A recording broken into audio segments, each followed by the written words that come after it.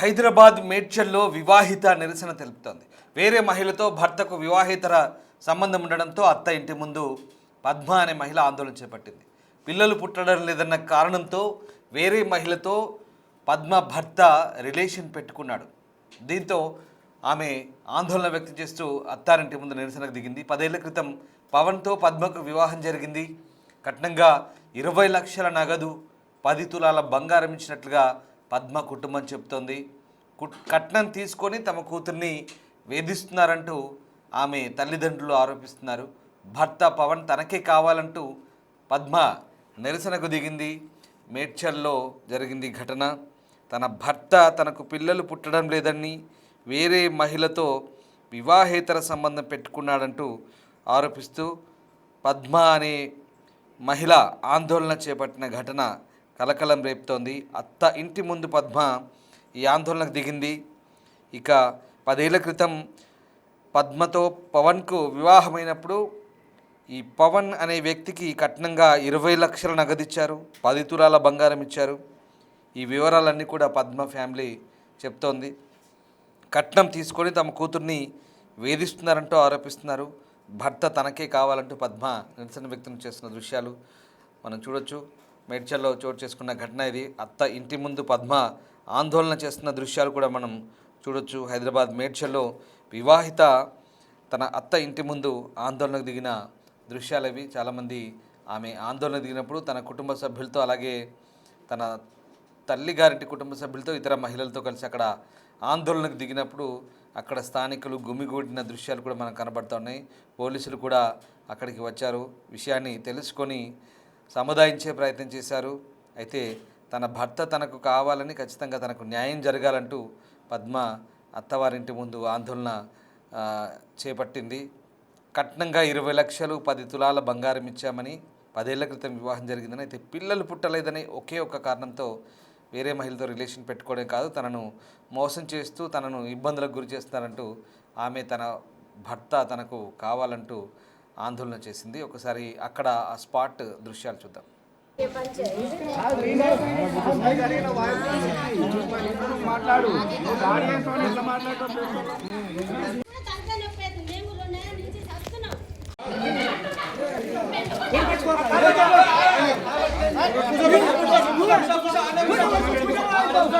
మనం చెప్తా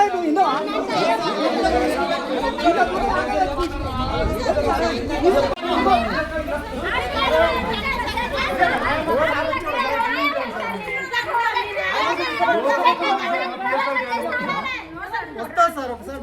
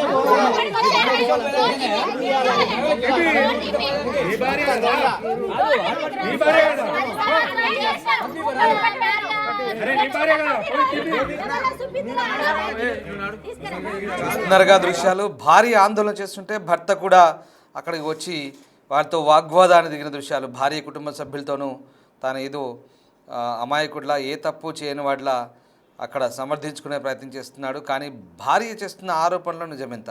మరి భర్త తరపు వాదన కూడా పోలీసులు విన్నారు.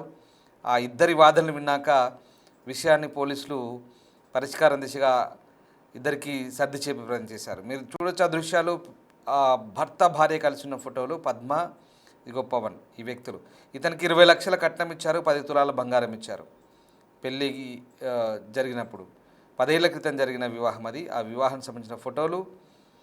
అయితే అప్పటి నుంచి ఇప్పటి వరకు బాగానే కలిసి ఉన్నారు. కానీ గత కొద్ది రోజులుగా అంటే దాదాపు కొన్ని సంవత్సరాలుగానే ఇంటర్నల్గా ఇష్యూస్ ఉన్నాయి. ఆమెకు పిల్లలు పుట్టలేదు కాబట్టి భర్త దూరం పెడుతున్నాడు, పైగా వేరే మహిళతో రిలేషన్లో ఉన్నాడు.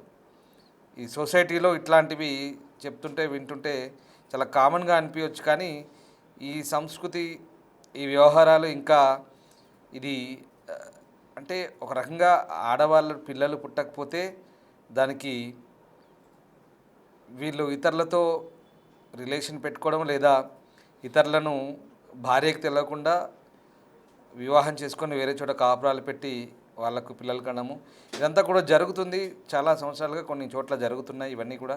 కానీ కట్టుకున్న భార్యతో అన్ని విషయాలు షేర్ చేసుకోవాలి, చెప్పాలి, అన్ని విషయాలు దాని గురించి మాట్లాడాలి. పిల్లలు లేకపోతే ఇంకో వివాహం చేసుకుంటానో, లేదంటే భార్య భర్తల అంగీకారంతో ఏదైనా చేయొచ్చు. కానీ మీరు అనుకోవచ్చు ఇంత అమాయకంగా మాట్లాడుతున్నారు, భార్యతో చెప్పి చేస్తారా ఏదైనా అనుకోవచ్చు. బట్ ఈ పరిస్థితులన్నీ కూడా ఇదిగో ఇలాంటి గొడవలకే దారితీస్తాయి.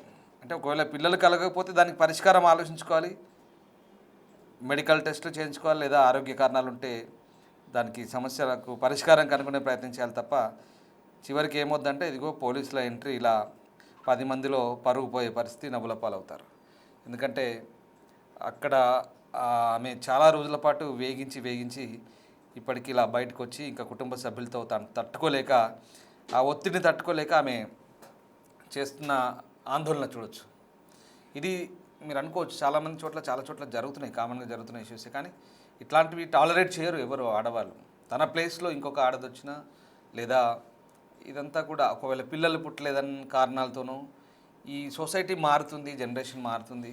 ఇప్పుడు కూడా ఇంకా ఇలాంటి వ్యవహారాల్లో ఎక్కడ ఎవరు ఉపేక్షించే పరిస్థితి లేదనడానికి ఈ దృశ్యాల నిదర్శనం. ఎందుకంటే ఆమె చాలా బాధ అనుభవిస్తున్నట్టుగా అర్థమవుతుంది, ఒత్తిడికి గురవుతుంది. భర్త, అత్తమామలు తనకు పిల్లలు కాలేదని వేరే వైపు ప్రోత్సహించడం, అతను పైగా చూడండి ఒక్కసారి తన దగ్గరికి సమాధానం అడిగేందుకు వచ్చినటువంటి వ్యక్తులపై కూడా ఆయన వాగ్వాదాన్ని దిగి ఆర్గ్యుమెంట్ దిగిన దృశ్యాలు కూడా మనకు కనబడుతున్నాయి. పోలీసులు ఎంటర్ అయ్యి చివరికి మీడియా వచ్చేసి అందరి ముందు ఇలా పరువు పోయే పని తప్ప వేరే ఉండదు ఇక్కడ. ఇలాంటివి కుటుంబ సమస్యలు ఏమైనా ఉన్నప్పుడు కుటుంబంతో కూర్చొని మాట్లాడే, రెండు వైపులా ఓపెన్గా డిస్కస్ చేయాలి, పరిస్థితిని ఎక్స్ప్లెయిన్ చేయాలి. అప్పుడు ఏదైనా జరగవచ్చు, అర్థం చేసుకోవచ్చు, లేదా దాని తగ్గ పరిష్కారాన్ని ఎవరైనా సూచించవచ్చు, పరిష్కారం దొరకవచ్చు. కానీ ఇలా దొంగచాటు వ్యవహారాలతో బజార్న పడడం మాత్రం ఖాయమనే వ్యవహారం ఇక్కడ మనకు క్లియర్గా అర్థమవుతుంది. ఒక్కసారి మళ్ళీ ఆ స్పాట్ చూద్దాం. దీని తర్వాత బాధితురాలు మాట్లాడింది, బాధితురాలు ఏమంటుందో ఒకసారి విందాం. తర్వాత ఇదంతా చూశాక మీ అభిప్రాయం ఏంటి ఒకసారి. ఇప్పుడున్న సొసైటీలో ఇంకా ఇలాంటి వ్యవహారాలు, భార్యల చాటు వ్యవహారాలు, పిల్లలు పుట్టలేదనే కారణం ఏంటి ఇక్కడ మనం హైలైట్ చేయాల్సింది ఏంటంటే, పిల్లలు పుట్టలేదనే కారణంతో భార్యని భర్త దూరం పెట్టి ఇంకొక మహిళతో వివాహిత సంబంధం కొనసాగించడం ఇప్పుడున్న సొసైటీలో ఇది ఆమోదయోగ్యం ఎట్టి పరిస్థితుల్లో కాదు. ఇక్కడ జరిగిన ఘటన సంబంధించి మీ అభిప్రాయం ఏంటో ఒకసారి కామెంట్ రూపంలో తెలియజేయండి.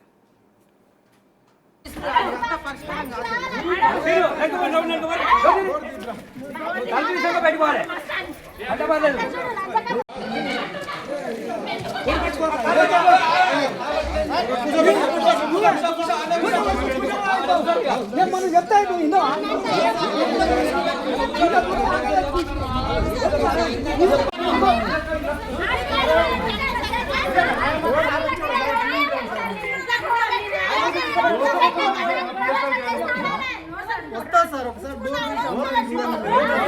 నా పేరు బండి పద్మ, నా భర్త పేరు బండి పవన్ కుమార్ గౌడ్.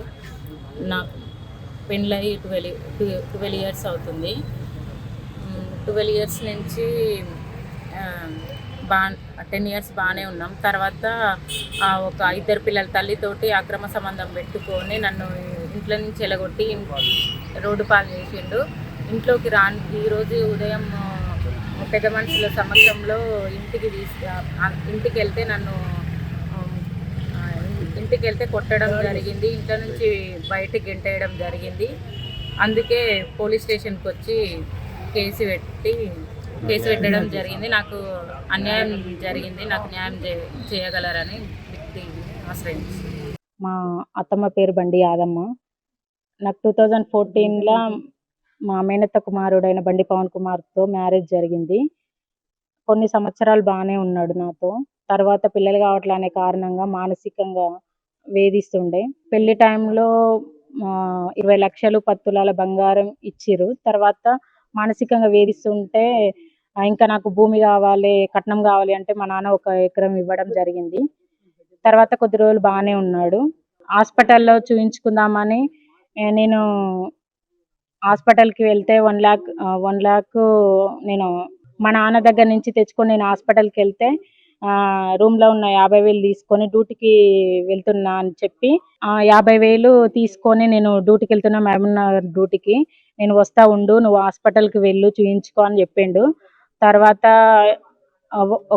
ఒక్కరోజే పోయి వస్తాడు. 1 వీక్ అయినా నేను ఫోన్ చేసినా రెస్పాండ్ కాలే. నేను ఇక్కడ మా మరిదికి ఇట్లా అందరికి ఫోన్ చేసిన, ఇక్కడికి రాలే ఇంకా అంటే, మళ్ళీ ఒకసారి బ్లాక్ నుంచి తీస్తే ఏమైంది ఇంకా రావట్లేవంటే 15 days మా సార్ ఉండమన్నాడు ఇక్కడనే అంటే 15 days వరకు నేను ఫోన్ కొడుతూనే ఉన్నా. ఎప్పుడు చూడు బిజీ వస్తుంది. బిజీ వస్తుంటే అడిగితే ఇంకా రావట్లేవని అంటే నేను రాను, నీకు పిల్లలు కావట్లేరుగా అని చెప్పిండు. చెప్తే అప్పుడు మా అత్త మామ ఇక్కడికి వస్తే నన్ను గెంటేసిర్రు. నీకు పిల్లలు కావట్లే, ఏం కావట్లే, నీతో మాకు సంబంధం లేదు అని చెప్పారు. అయితే ఇక్కడికి ఇప్పుడు సీక్రెట్ గా ఒక అమ్మాయిని తీసుకొచ్చుకొని ఇంట్లో పెట్టుకొని కాపురం చేస్తుండు. నాకు న్యాయం జరగాలి. ఎక్కడికి పోలీస్ స్టేషన్, నా భర్త నాకే కావాలి. పోలీస్ స్టేషన్కి వెళ్ళినా అక్కడ పెద్ద వాళ్ళతోటి మేనేజ్ చేస్తుండు. పెద్ద మనుషులకు వచ్చినా పట్టించుకో, వాళ్ళ దగ్గరికి వస్తలేడు. ఇంట్లోకి వచ్చినా నెట్టేస్తురు, గెంటేస్తురు. నా భర్త నాకు కావాలి, నాకు న్యాయం జరగాలి. 2-3 సార్లు వచ్చినా, కాకపోతే పెద్దగా ఇక్కడ గట్టిగా చేయలే అన్నమాట. ఇక వచ్చినా ఎందుకు ఇట్లా చేస్తుండు, నేను సొంతం దాన్నే కదా అని అడిగితే నీతో మాకు సంబంధం లేదు, మాకు కావాల్సిన వాళ్ళు మాకు వచ్చిర్రు అనేసి గెంటేయడం జరిగింది. ఎప్పుడు వచ్చినప్పుడల్లా గెంటేస్తారు. ఇప్పుడు ఇట్లా గెంటేసి కిటికీలంగా చెయ్యి గుంజి కొట్టింది, రక్తం వెళ్ళింది. ఇప్పుడు జడబట్టి గుంజింది మా అత్త మామ. ఇప్పుడు నన్ను జుట్టుబట్టి లాగి బయటికి ఇచ్చిర్రు.